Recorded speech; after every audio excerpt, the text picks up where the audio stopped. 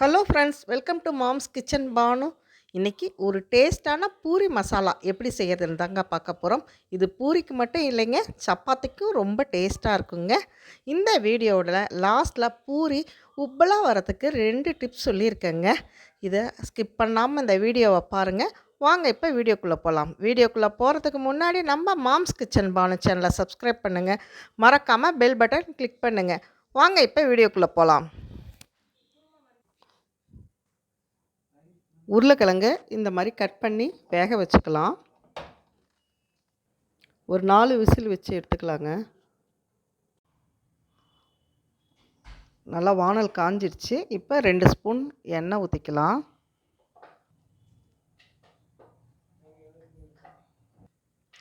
கால் spoon கடுகு, 1/4 spoon உளுத்தம்பருப்பு, 1/4 spoon கடலப்பருப்பு,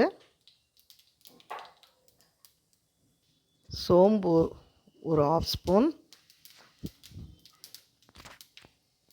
இதோட வெங்காயம் நீல வாக்கில் ஒரு 3 வெங்காயம் கட் பண்ணி வச்சுருக்கேன். நம்ம இந்த மசாலாவுக்கு சோம்பு போடும்போது நல்லா மணமாக இருக்கும், நல்லா டேஸ்ட்டாக இருக்கும். அதுக்காக தான் சோம்பு போடுறோம்.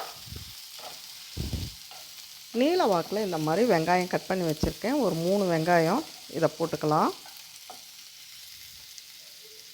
இதோட ஒரு 4 பச்சை மிளகாய் நீல வாக்கில் கட் பண்ணி வச்சுருக்கேன். அதையும் போட்டு நல்லா கலக்கி விட்டுக்கலாம்.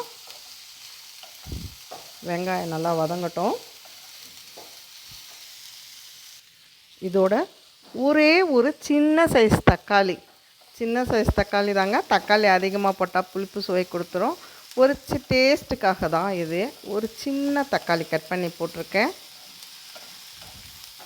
தக்காளி அதிகமாக போடக்கூடாது. இது ஒரு சின்ன டிப் தான். இது ஒரு லைட்டான ஒரு புளிப்புக்காக தான். இப்போ இந்த மசாலாவுக்கு தேவையான அளவு உப்பை போட்டுக்கலாம். மஞ்சத்தூள் 1/2 ஸ்பூன்,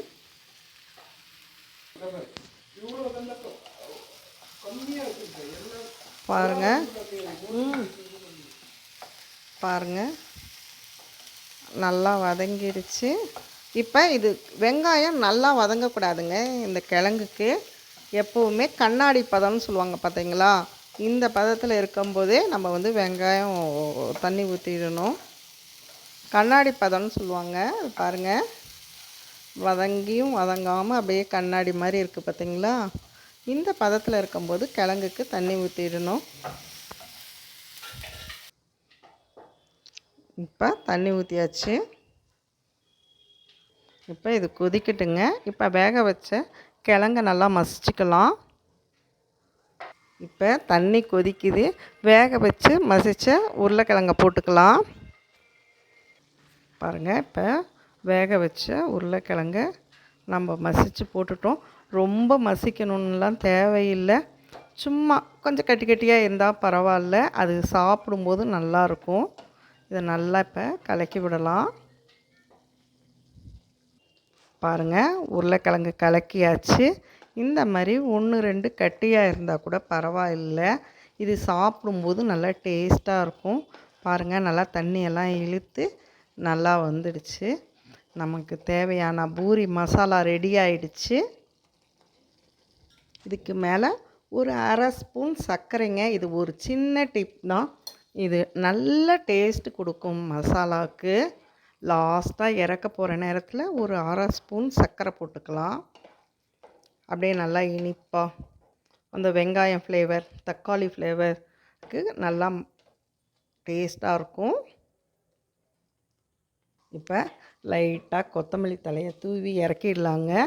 நமக்கு தேவையான டேஸ்டான பூரி மசால் ரெடி ஆயிடுச்சு. பாருங்கள், பூரி கூட சுட சுட ரெடி ஆயிடுச்சு.